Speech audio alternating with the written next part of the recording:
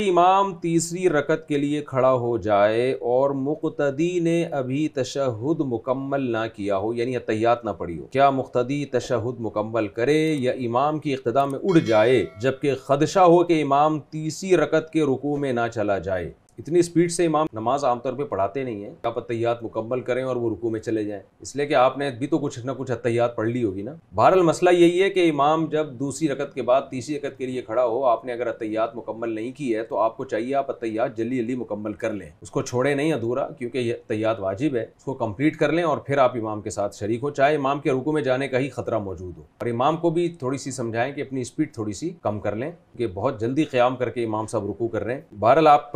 आपको चाहिए कि आप जल्दी जल्दी सूरह यानी ये जो अत्तहियात है ये आप कंप्लीट कर लें और उसके बाद इमाम के साथ आप शामिल हो जाएं।